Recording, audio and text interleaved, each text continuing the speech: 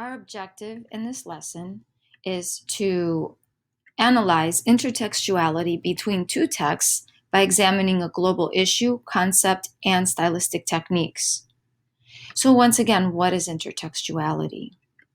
So intertextuality could be one of two things, okay? It could be like something an author does and something a reader does. If you remember last year, we examined what an author does. So authors oftentimes they borrow or they transform a text from a previous text, right? They use allusions to do this. They use parody to make it comical sometimes. They use pastiche, which is a patchwork, and they appropriate, which is like another way of saying plagiarism, but in the context of text and what they're doing in an intertextual sense, if that makes any sense. All right. You, the reader, for intertextuality, are referencing another text. So you're taking another text and you are looking at that text in relation to another text. So two texts you need in order to look at something intertextually. So why is this important? So once again, I'm going to direct you to my website that contains the IA. One of your IAs is called the individual oral. All right. So the individual oral again asks you to, here's the prompt up here at the top. Okay. You are examining the ways in which a global issue of your choice is presented through the content and form of two of the works that you have studied. So content and form is very loaded here. We're looking at all that stuff. That's what we're looking at really when we're analyzing. They should have just said analyze because that's what that is. Two works that you have studied. So we're looking at two works here, going back, all right, to your reader's notes. We are looking at political cartoons and we're looking at the actual text, right? So I'm going to start by looking at the text first and then the political cartoon. So what you're being asked to do is read the third complete paragraph on page 10. It appears below. And explain how the cartoon is relevant to what Anzaldúa is saying. Okay, she's saying a lot here, obviously. I'm asking you to highlight or pay attention to language like, and there's the language there. I'm going to break that down.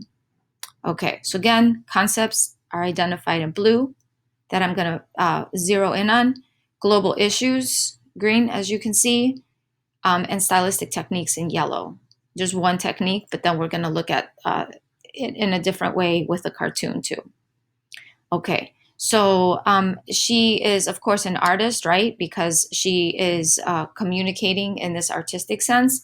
So my job as an artist is to bear witness to what haunts us, to step back and attempt to see the pattern in these events, personal and societal, and how we can repair el daño, or the damage, by using the imagination and its visions. I believe in the transformative power of medicine and art. Okay, so I'm going to just point something out here as far as conceptually. We're looking at this creatively because she's an artist. So remember, creativity is one of your concepts. So you want to write down creativity here, right? Because she articulates this a few times as an artist, right? Makes that, very clear.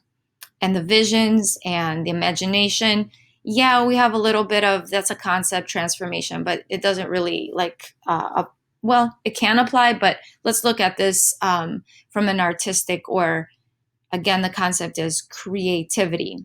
Okay, that's one of your big seven. Okay, moving on. So as I see it, this country's real battle is with its shadow. Pay attention to the word shadow. It appears 3 times. It's racism, propensity for violence, rapacity for consuming, neglect. Ooh, I'm seeing the word neglect here. That's a big issue there. And it's responsibility. Look at responsibility again appearing a few times. Important. To global communities and the environment. And unjust treatment of dissenters and disenfranchised. So dissenters are like protesters, like nonconformists, rebels, people who dissent.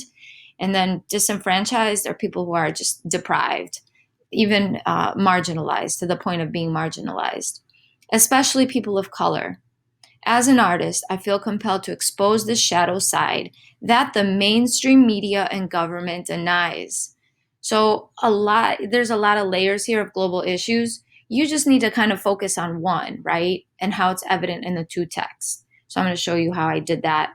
Like you can look at this very many different ways. So there isn't just one side to look at it.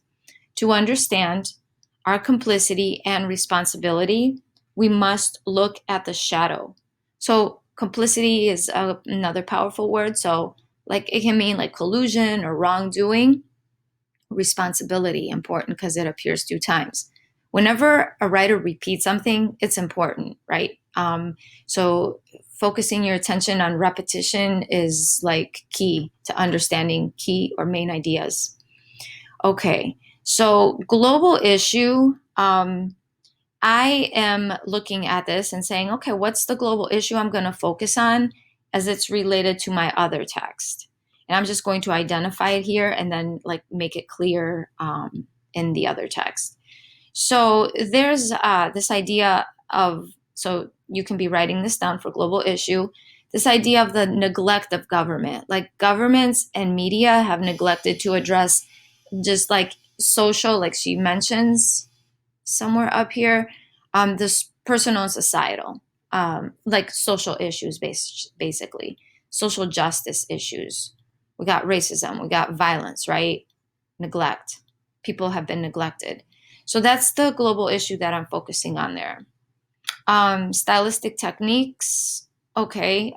She uses the word shadow kind of imagery there, right? You can put it in that context stylistically. Okay, so enough with that. The next thing I'm doing is looking at my second piece of text, right? You need two pieces of text in your IA that reflect a global issue. So I like to first look at stylistics here because that's very important. Let's start at the top. So you can go down to your notes and start taking notes about stylistics. So the top, you see suicide vest, okay? It's like a bomber vest here. That this symbol, so let me talk about symbolism first, that makes sense. So this symbol, which represents, this bald eagle represents freedom. It's a symbol of our nation, right? Our national freedom. But look at what he's doing. He wants to commit suicide. Keep in mind, a bald eagle is also a leader and represents like stamina, power, and freedom. So to see this symbol of freedom, like being represented this way, is frightening, right?